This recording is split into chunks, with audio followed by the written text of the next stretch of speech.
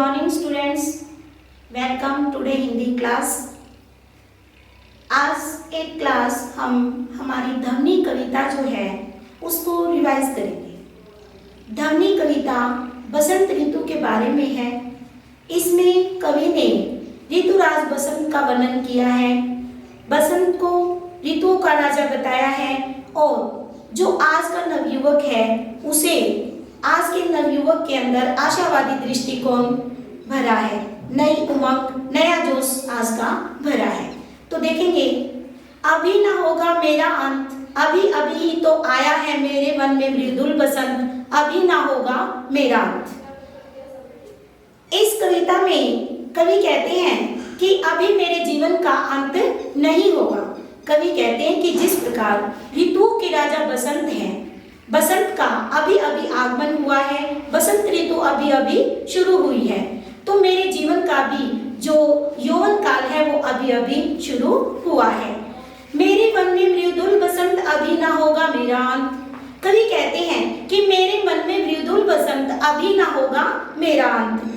कहते हैं कि मेरे वन में ऋतु, बसंत ऋतु में वन के अंदर क्या होता है कि पेड़ पौधों पर पत्ते खिलाते हैं, फूल निकल आते हैं, नई नई कोपले फूटाती हैं, पूरे पेड़ को नए नए पत्ते, फूल, फल, उसके बोर उसको ढक लेते हैं, उसकी सुंदरता बढ़ जाती है। जब नए नए फूल खिल जाते हैं और तरह तरह के पत्ते, अलग अलग कलर के हरे रंग के पत्ते दिखाई देते हैं, कोपले फूट आती हैं, बोर आ जाता है, तो क्या है कि वो उपवन की शोभा को बढ़ा देते हैं, बगीचे की शोभा को बढ़ा देते हैं। फिर देखेंगे इन लाइनों का, मेरे मन में मृदुल बसंत, अभी ना होगा मेरा अंत। कवि इसमें कहते हैं कि मेरे मन में मृदुल बसंत, मृदुल का अर्थ होता है कोमल, मृदुल का क्या अर्थ होता है कोमल, कि मेरे मन में मृदुल बसंत, मेरे जो उपवन है, बगीचा है, उसके अंदर कोमल से बसंत का आगमन अभी हुआ है और अभी मेरा अंत होने वाला नहीं है। कवि कहते हैं कि मेरे जीवन का जो यौवन काल है वो अभी अभी शुरू हुआ है, मैं उसका अंत अभी करना नहीं चाहता। क्या कि बसंत ऋतु के आगमन पर जब पेड़ पत्ते खिल जाते हैं, फूल खिल जाते हैं, तो बसंत ऋतु का आगमन हो जाता है। सभी ऋतुओं में बसंत ऋतु को क्या कहा गया है?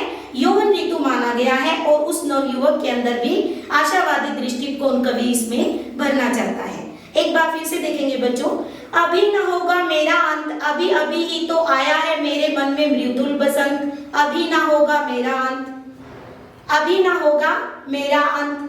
तो इसमें कवि कहता है कि मेरे जीवन में, कवि कहते हैं कि बसंत ऋतु का अभी अभी आगमन हुआ है, मेरे जीवन में यौवन काल अभी अभी शुरू हुआ है। तो वन में जो सुंदर सुंदर फूल खिले हैं, पत्ते, हरे हरे पत्ते आ गए हैं डालियों पर, तो पेड़ की सुंदरता बढ़ जाती है। जब पेड़ पौधों की सुंदरता बढ़ जाएगी तो बगीचे की सुंदरता भी बढ़ जाएगी। तो वो किस ऋतु में होता है? बसंत ऋतु में। कवि यही कहना चाहता है कि बसंत ऋतु में मृदुल सा, जो कोमल सा बसंत है वो अभी अभी आया है, अभी ना होगा मेरा अंत, अभी मेरे जीवन का अंत होने वाला नहीं है। कवि अपनी आशावादी दृष्टिकोण से लोगों के अंदर नया उमंग, नया जोश भरना चाहते हैं। इसमें एक बार देखेंगे बच्चों, इसका विशेष क्या है कि अभी ना होगा मेरा अंत। बच्चों इसमें हम देखेंगे कि कुछ अलंकार हैं, अभी अभी, एक ही शब्द की बार बार आवृत्ति हुई है, अभी अभी, अभी अभी शब्द इसमें 2 बार आया है। क्या कि एक ही वर्ण की 2 बार आवृत्ति, 2 या 2 से अधिक बार आवृत्ति होती है, वहां पर अनुप्रास अलंकार होता है। जब एक ही शब्द की बार बार आवृत्ति हो रही है, पुनरावृत्ति हो रही है, वहां पर क्या है? पुनरुक्ति प्रकाश अलंकार है। कौन सा अलंकार है बच्चों इसमें? पुनरुक्ति प्रकाश अलंकार, पुनरुक्ति प्रकाश अलंकार।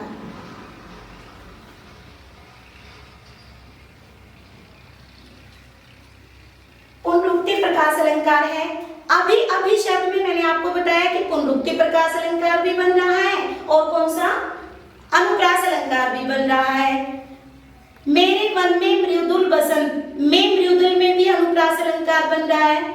तो इसमें बसंत ऋतु को हम देखेंगे बच्चों, इसमें बसंत ऋतु को एक यौवन व्यक्ति की तरह, जैसे कि व्यक्ति का यौवन होता है, यौवन अवस्था हमारी आती है, उसकी तरह इसको प्रकाशित किया है। तो एक ऋतु को प्राकृतिक चीज के अंदर जब मानवीय कल्पना की जाती है, किसी भी प्राकृतिक वस्तु में जब मानवीय रूप डाल दिया जाता है तो वहां पर मानवीकरण अलंकार होता है। इसमें कौन सा है पूरे पहले में? मानवीकरण अलंकार है। कौन सा है इसमें? मानवीकरण अलंकार है। कौन सा अलंकार है? मानवीकरण अलंकार। इसकी भाषा कैसी है बच्चों? सूर्यकांत त्रिपाठी निराला की भाषा कैसी है? सहज, सरल और प्रभावमयी भाषा है। बड़ी आसानी से ही समझ आने वाली भाषा है। नेक्स्ट देखेंगे, हरे हरे ये पात डालियां कलियां कोमल गात, मैं ही अपना सौपन मृदुल कर फेरूंगा निर्दित कलियों पर जागा एक प्रत्युष मनोहर। इसमें कवि क्या कहता है कि इन पंक्तियों में कवि कहना चाहते हैं कि बसंत ऋतु के आगमन पर पेड़ों पर हरे हरे पत्ते आ जाते हैं, डालियों पर कोपले फूट आती हैं, कलियां खिल जाती हैं, बोर आ जाते हैं, तो पूरे पेड़ क्या हो जाते हैं? कोमल शरीर वाले बन जाते हैं। बड़े सॉफ्ट से कोमल से पत्ते पेड़ों पर आ जाते हैं। तो क्या होता है उस समय? बसंत ऋतु का आगमन होता है। बसंत ऋतु में क्या होता है? फसलें पककर तैयार हो जाती हैं, वन में फूल खिल जाते हैं। हम जहाँ भी वन में जिधर से भी गुजर रहे होते हैं वहां पर क्या है? सुगंध आती है, हमें फूलों की सुगंध चारों वन को भर देती है। तो क्या है? ये बसंत ऋतु का आगमन है। मैं ही अपना सौपन मृदुकल फेरूंगा निर्दित कलियों पर जगा एक प्रत्युष मनोहर। कवि कहते हैं कि मैं इन निर्दित कलियों पर, इन सोई हुई कलियों के ऊपर अपना कोमल से हाथों को फेरना चाहता हूँ। मैं क्या?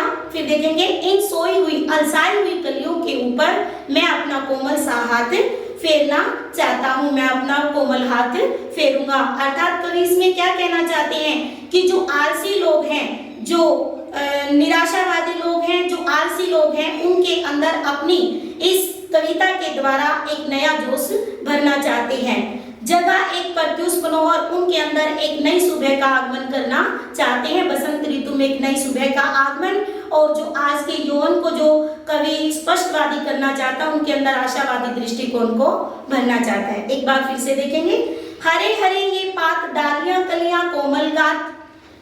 कवि कहते हैं कि बसंत ऋतु के आगमन पर पेड़ों के डालियों पर हरे हरे पत्ते, कोमल कोमल कलियां फूट आती हैं, बोर आ जाते हैं, फूलों की सुगंध चारों दिशाओं में फैल जाती है। वो फूलों की जो चारों दिशाओं में सुगंध फैलती है, वो वन की शोभा बढ़ाती है, जो कि बसंत ऋतु के आगमन का संकेत देती है।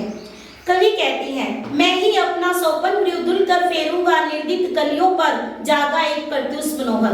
कवि कहते हैं कि मैं अपनी इन अलसाई हुई सोई हुई कलियों के ऊपर अपना कोमल सा हाथ फेरना चाहता हूँ। इन सोई हुई अलसाई हुई कलियों के ऊपर अपना कोमल सा हाथ फेरना चाहता हूँ और उनके अंदर एक नए सवेरे की नया सवेरा जगाना चाहता हूँ। अर्थात कवि आज के जो युवा लोग हैं, सोए हुए हैं, आलसी हो गए हैं, उनके अंदर एक आशावादी दृष्टिकोण को भरना चाहते हैं। इसमें देखेंगे बच्चों एक बार हम फिर से विशेष क्या कि हरे हरे शब्द 2 बार आया है। हरे हरे शब्द 2 बार आया है।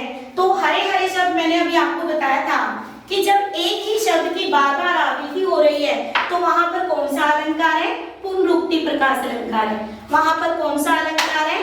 पुनरुक्ति प्रकाश अलंकार है। जब एक ही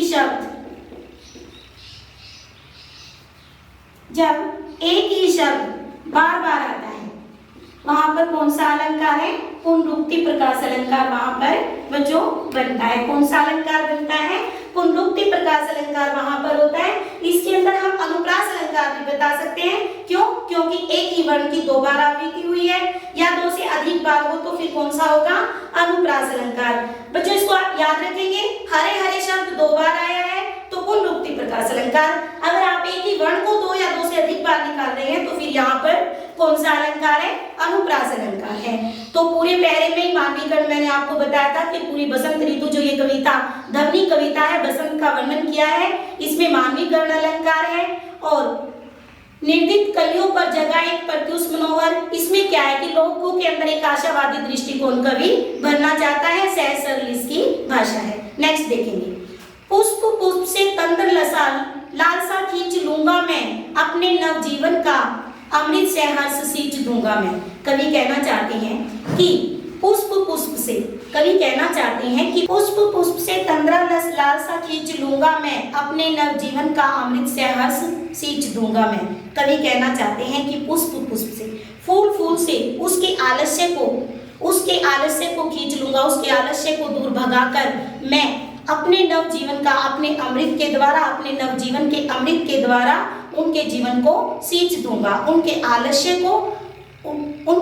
को दूर करके अपने उनके अंदर नई उमंग, नया जोश में भर दूंगा। कवि आज के नवयुवक को संबोधित करना चाहते हैं कि जो आलसी हो गए हैं, उनके आलस्य को दूर भगाकर उनके अंदर एक नई उमंग और नई जोश को भरना चाहते हैं। तो इसमें भी बच्चों हम देखेंगे कि पुष्प पुष्प में क्या है, पुनरुक्ति प्रकाश अलंकार है। क्या है पुष्प पुष्प में? पुनरुक्ति प्रकाश अलंकार है।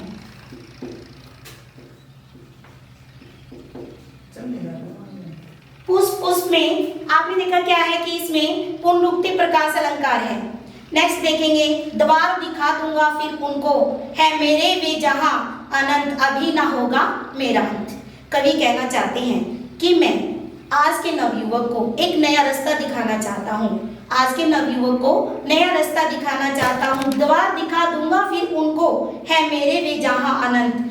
आज जो इस उपवन के अंदर नई नई, जो बसंत ऋतु के अंदर जो आलस्य छाया हुआ है, उनके अंदर एक नई उमंग भरना चाहता हूँ। उसके अंदर नए नए फूल खिल जाते हैं, बसंत ऋतु में जो है फसल पककर तैयार हो जाती है, सारे फूलों की सुगंध चारों तरफ फैल जाती है।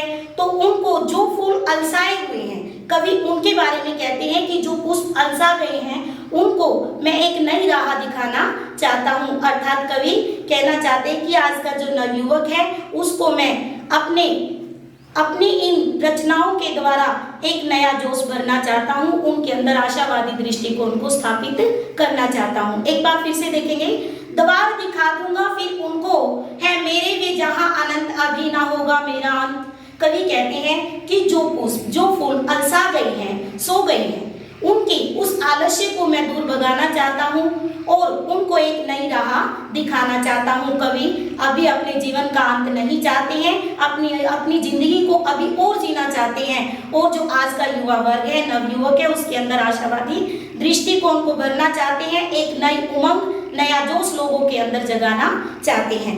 तो बच्चों आपने देखा कि हमने बसंत ऋतु कविता को पढ़ा। इस कविता में क्या बताया गया हमें कि आशावादी दृष्टिकोण बताया गया है, और जो लोग आलसी हो गए हैं, उनके अंदर नई उमंग, नई चेतना को जागृत करने का कवि ने अपनी रचना के द्वारा प्रयास किया है कि मेरे जीवन का अंत अब नहीं होगा, मेरे जीवन का अंत अभी नहीं होगा। कवि अभी मरना नहीं चाहते, वो चाहते हैं कि मेरे जीवन का अंत अभी ना हो। क्यों? क्योंकि कवि अपनी रचनाओं के द्वारा उनको जागृत करना चाहते हैं, उनके अंदर नवयुवक जो आज का है, उसके अंदर नई उमंग भरना चाहते हैं। जो आपने इस कविता को पढ़ना है, ये आपके यूटी में आएगी, इसको गो थ्रू करना है। धन्यवाद।